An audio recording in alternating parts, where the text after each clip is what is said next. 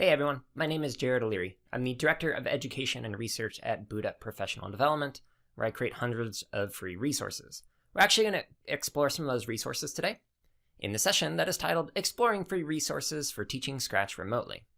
Now, if you've had experience working with Scratch, you may have gone through it and clicked on the tutorials button up here and tried out some of these tutorials like this little mini game called Pong Game.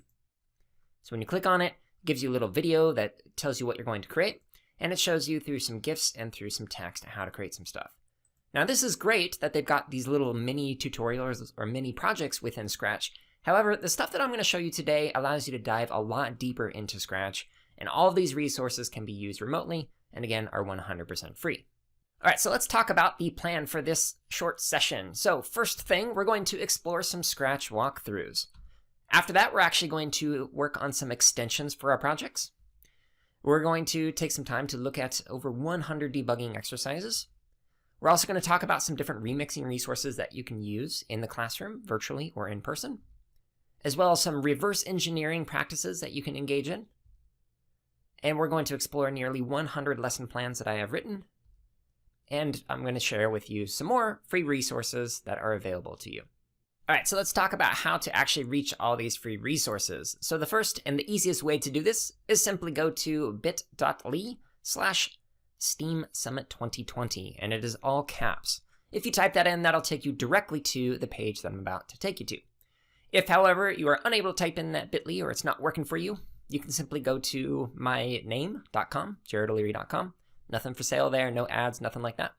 Just click on the Presentations tab and then click on the name for this session, which is Exploring Free Resources for Teaching Scratch Remotely. It might be at the top at the time that you're watching this, or I may have added some more presentations. All right, so let me show you how to do that. So if you go to my website, you'll likely land at a landing page that looks like this, and you click on Presentations up here. And then you'll find the one that says Exploring Free Resources for Teaching Scratch Remotely. So clicking on that will take you to this page that has all of the free resources, including the slides that I'm using for this, as well as the video that you are watching, and all of the resources that we are going to explore in this particular session. Okay, so here's the first step that we're going to do. You're going to scroll down to the section that says Coder Resources, How to Use Self-Paced Walkthroughs. There are 3 different sections in here. One is for beginner projects, the next one is intermediate projects, and advanced projects. So if you are a beginner, you've never used Scratch before, you might want to check out one of these 2 videos. If you have used Scratch before and have some experience with it, you might want to start with Beatbox Machine or Photo Editor. And if you have used Scratch extensively, then you might want to check out one of the advanced projects like Architect Simulator or Jump Scare Maze Game. So what you're going to do in a moment is you're going to pause the video, you're going to watch both of the videos that are on here, and then you're going to determine which project you're going to work on. So you'll select which difficulty level and then watch both of those videos. So go ahead and pause the video right here and follow these 3 steps. Awesome. Now that you've had some time to watch some of the videos and have selected which one you're going to work on, your next step is you're going to actually click the button for the project that you want that says Create This Project. When you click that button, it's going to take you to a document that I call Coder Resources. The very first step under the project sequence for every single one of these is going to be to sign in. So you're going to click on this, and it's going to open up either a new project or, like this, a project that you can remix. So this particular project already has some sprites in it, some different costumes of some paintings, as well as some different maps that you could potentially explore if you are working on this project. So after you have finished this particular step, you're going to go back to your Coder Resources, and you're going to click on the next step. Now, there are 2 ways that you can engage with this. So one of them is you can actually open up in the preview, like this, and it's going to show you the slide deck in the bottom right-hand corner of your screen. And you can go through this, you can go through all the resources on here and follow along this way, and then go back into Scratch and add in the stuff that you see there. However, if you are working on a smaller screen, instead of watching the preview, you can click on this link, click on it one more time. So when you click on that, it's going to open up a slide deck. And almost every single one of these on the second slide has a video where I walk through how to do something. So for example, in this particular video, I'm demonstrating how to turn a sprite into a button. So if you were to skip through this, you'll see me walking through and explaining how to do something, usually in under 5 minutes, and walking through every single step that you'll need to be able to do to create this in Scratch, this particular chunk of the project. Now, if you have some experience with Scratch and you don't need to hear an explanation for how something's working, you can simply go down below and it shows you each one of the steps in simple follow along slides and gives you important reminders of each step that you're supposed to complete. So once you finish all of the steps on that, you're then simply going to go to the next step until you get all the way to the end. Yours might only have 5 steps like this, or you might have 10 different steps depending on how complicated your project is. So you're going to pause this video, you're going to click the button that says create this project, you're going to open up Scratch, you're going to follow the walkthrough, and if you finish, you can experiment by adding in some more blocks and sprites that weren't demonstrated. Alright, so hopefully you paused the video and actually went through the different steps in your project sequence. Otherwise, this is going to be a pretty boring and uninteractive video. So what you're going to do next is, after you finish your project sequence, you're going to go into the project extensions section. Some of these extensions have only a few, some of them have like 10 or more. So you're going to pick any one of these. You can go in any order in this particular section, and you can, again, open up this preview or open up the slide deck and follow along with the steps on there. So these extensions show you how to create even more complicated variations within your base project that you worked on previously. Now, let me point out 2 very important things. The last 2 links in every single one of the project extensions takes you to 2 different folders. So this first folder takes you to a generic Scratch tips folder. So in this particular folder, it has a ton of different tips on here that can show you how to like draw shapes with Scratch, or maybe create customized buttons, remove backgrounds from your images, etc. So a lot of neat tips inside of there. The second folder that is in here is a folder that includes extensions particularly for the microbit. And they are sequenced from introductory to more complicated examples of it. So if you want to learn how to take your microbit and add it into Scratch to create an LED score, or to create a volume meter with LEDs, or whatever, you can check out the options that are on here. Alright, so you're going to pause this video and add in at least one of the project extensions to your projects, and then open up the last 2 links in the folders to get some more ideas. And again, you can go in any order with the project extensions. Just be creative, have some fun. Alright, so now that we've had some time actually creating a project and adding some extensions to it, I want to show you some debugging exercises. This was one of my favorite things to do when I was in the classroom. I used to do debugging every single Thursday where kids would come in and we'd work on at least one debugging exercise, like the ones that are in your Coder Resources document. So in this particular project, there are 3 examples that are specific to the Coder Resources. So what you're going to do is you're going to read through the questions that are on here, see which one sounds interesting, and when you click on it, it's going to open up a project. Now, again, it shows you what the question is here. However, you have to click the button on the top right up here that says See Inside. When you click that, you're going to read through any comments on any one of these sprites, and maybe even in the backdrops, and you're going to try and solve the bug. So this one is, why doesn't the house make a sound when clicked? So you're going to have to figure out how to solve that. Now, after you've solved at least 1 or 2 of the debugging exercises that are on here, what I want you to do is check out the very last link that says Even More Debugging Exercises. When you click on this link, it's going to actually take you to a Scratch Studio. This Scratch Studio has more than 100 debugging exercises. Right now at the top we have a bunch of microbit debugging ones. You can tell because it has the microbit in the bottom right hand corner. But then it's got a bunch more debugging exercises that keep loading as you continue to scroll through the projects on here. Okay, so here's what you're going to do. You're going to open up the link to one of the questions that sound interesting. You're going to click See Inside on the top right corner. You're going to solve the debugging exercise, and remember to read the comments for any tips or to find where the bug might be. And then you're going to open up the last link to explore over 100 plus different debugging exercises. Okay, I hope you had some fun and actually paused and tried out the debugging exercises. There are a lot of really cool things you can do with those in classrooms, whether it's virtually or in person. Okay, now we're back on the website page. And so we're going to scroll down a little bit more, and I'm going to talk about 3 different options for remixing. So if you want to look at it on the website, you can read the 3 options there, or you can follow along with what I'm going to demonstrate. Okay, so the first option is you can actually go to the very bottom where it says Example Project and Files, and click on the link that says Example Project. When you open this up, it will take you to the actual project that was viewed when you were looking at the project preview. You're going to click See Inside, and this shows you all of the sprites that I use with all of the code to make those projects, and it has an explanation of what the code does, and then it always ends with some kind of a question to encourage you to add more to it. So if you choose option 1, you're going to remix your project by changing it. Don't worry, it doesn't mess with mine. This is going to be your own variation. So you're going to go into the project, and you're going to click on the sprites, read the comments, change it, make it do something different.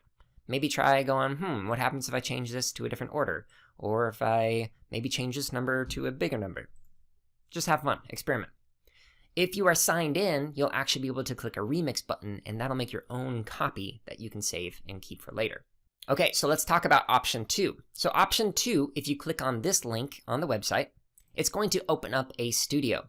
This studio has a bunch of completed projects in here, and you can click on any one of them, and again, click See Inside, and then you can read the code for each one of these sprites, and then change it to make it do something new. These projects are a little bit more complicated, and don't have any walkthroughs that show you step-by-step how to create them. However, you can still have fun by remixing these and doing something different. Okay, so now let's talk about option 3. So option 3 is a variation on remixing where you have an incomplete project. So the previous 2 were completed projects. When you click on this picture, it takes you to a studio with projects that are story starters. So when you click on any one of these and you actually play it, at some point it's going to say something like, what should we add next? So it's an incomplete project, and your goal, or it says what happened next, your goal is to add more to this particular story. And right now in this studio, there are 8 projects that you can add to through the story starters. Okay, so a quick recap. You're going to pause this video. You have 3 options. The beginner option is to open the project example in the bottom of the document you've been working on. Click See Inside, change the code, make it do something different. Option number 2, the intermediate option. You're going to open one of the other projects that doesn't have any walkthroughs for it, and you'll click Remix, and you will change it to do something different. And option 3 is a story starter where you're going to remix it by adding to the story. All right, so if you scroll down a little bit more, there's the next section on the website that is reverse engineering. So there are 2 videos for this. One is a student-facing video, and the other is something that you would probably want to watch. Actually, you should probably watch both, just so you know what is in each video. So reverse engineering is where you take a look at somebody else's project or idea, and you try and think through, what would I need to do in Scratch to be able to make something that is similar? So we're actually going to do that in Scratch right now. All right, so here's an example of reverse engineering how to draw some shapes. And this is one of the resources that is found in the Scratch Tips folder. So first thing you're going to do is you're going to open up the block extensions in Scratch. So on the left-hand side, you're going to go to the very bottom left and click on the blue button right there. If you need to pause this video at any point, if I'm going too fast, feel free to do so. Okay, so once you have opened up that particular extensions, you're going to find the one that looks something like this. It says pen. And when you click on it, it's going to add in some new blocks into Scratch. It's going to be at the very bottom, and it'll say pen, and it should most likely be green on your screen. Now, by the way, I should point out that you might not have all of these blocks if you are looking at the backdrop. These blocks all appear when you're looking at a sprite. Okay, so here's how we draw in Scratch. We follow this sequence of events. So the first thing is, you're going to start with some kind of an event. It could be when you click the green flag, when you press the space bar, whatever. The next thing you're going to do is you're going to have your sprite start in a particular position, anywhere on the screen you want. If it's 0, 0, that'll put it right in the middle of the screen. Next step is you might want to have your sprite point in a particular direction. If you want it to start by drawing to the right, point it to 90 degrees. Okay, so now that our sprite is in the correct location and pointing in the correct direction, we're going to actually have the sprite put the pen down, and then we're going to, the next step, move around, turn, maybe add some repeats, whatever you want. When you're finally done drawing, you simply put the pen up. So here's an example of what that looks like. What I want you to do is, in a moment, you're going to pause this video, and you're going to copy this code into your Scratch page, and you're going to be able to draw the letter L. So go ahead and pause it here and draw the letter L. Okay, hopefully you actually followed along and tried that. Now we're going to reverse engineer. So on the screen, we have a pencil, and this pencil sprite is drawing a square. So your goal is to try and figure out how to do that. So go ahead and pause the video and try and figure out how to draw a square. And if you get stuck, feel free to unpause it. I don't think you paused the video, but that's fine. Okay, so next step, I'm giving you some hints. So we have some steps on what's happening, and how many repeats we are actually using inside of this particular sprite. So watch this little video, this little GIF, and try and figure out if you can recreate that in Scratch.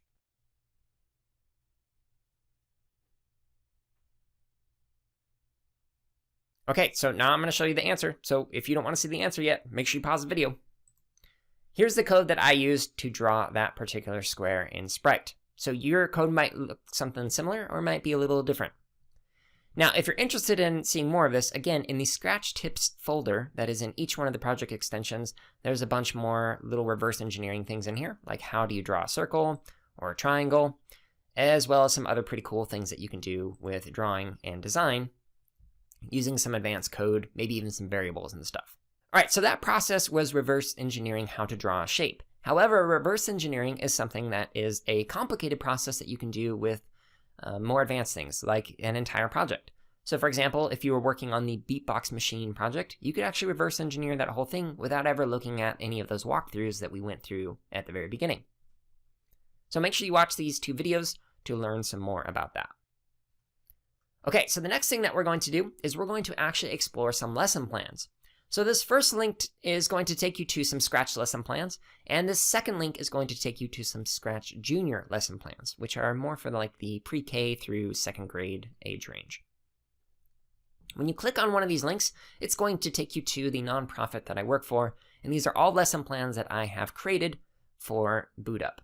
Okay, so if you scroll down, you'll see some of the projects that you were working on, like the no touching one, etc. And there are a bunch more that were not demonstrated in the website that we were previously exploring. Now, if you click on Coder Resources, that's going to take you to the resources that we were just exploring. But what I want you to do in a moment is you're going to actually explore the lesson plans. So when you open up this particular link, it's going to take you to a document. And in this document, if you have the window on the left open, I would highly recommend starting with the project sequence. So when you go through the project sequence, this tells you how to actually get started with this particular project.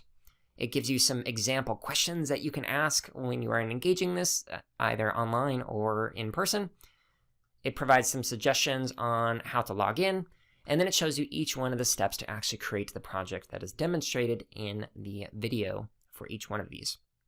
Okay, so this project work, this one's a particularly more complicated one, so it's about 80 minutes or about 3 classes to complete. And it shows you step-by-step how to do everything, as well as video walkthroughs on how to do stuff, and guides that show you step-by-step how to actually go through this. So a ton of resources in here, and again, questions embedded throughout. At the bottom of each one of these project sequences are a discussion on assessments, and if you actually click on this particular link right here, it takes you to an entire document dedicated to learning more about assessments, as it has a ton of resources on, well, how do I assess computational thinking or coding in my classroom? So if you want to get nerdy, make sure you check out that particular link on assessments.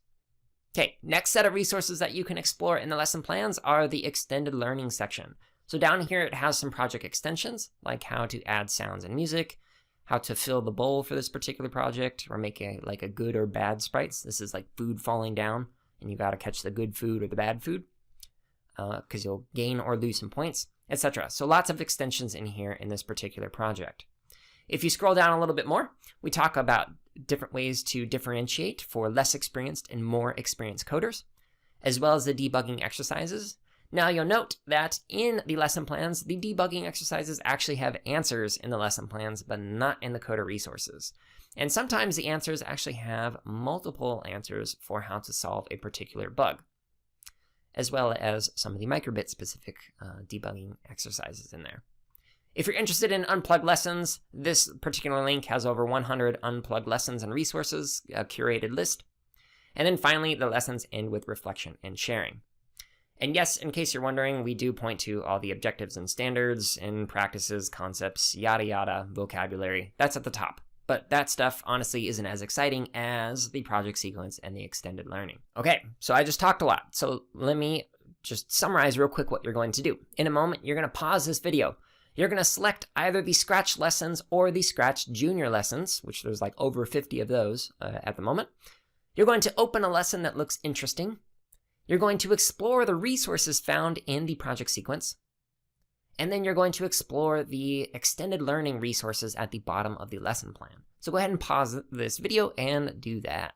Okay, hopefully you had some fun exploring the resources, and hopefully you realize that there are a ton of resources and information built into them. I have spent months working on those, actually years. But we're now going to actually explore some more resources that I have created. So if you scroll a little bit further down, you can actually listen to a podcast that I host, and this podcast alternates each week between an episode where I unpack some scholarship and talk about potential implications in K-8 and even K-12 classrooms, and interviews with people who are educators or scholars or researchers in computer science education. Now, as of September, we actually just reached over 17,000 RSS subscribers, so thank you to everyone who's already listening to this. And if you haven't listened to it yet, you can just click on this, it'll take you to it. There's over 50 episodes at the time of this recording, so you'll find something in there that will likely interest you or teach you something new. A little bit further down, there are even more resources. So there are some resources that I used with my classes, like when I used to teach JavaScript, Sonic Pi, Swift, etc. And you can find some more resources that can help you get started with coding.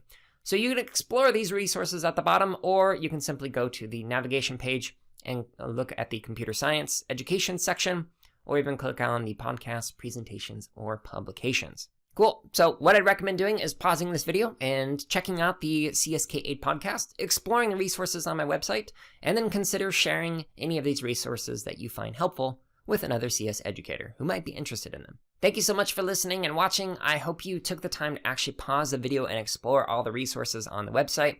There's literally hundreds, if not thousands, of free resources on there. So even though this session is supposed to be under 30 minutes, you could spend literally days just going through everything. All the content that is available, 100% for free. No ads, no affiliate links, nothing like that.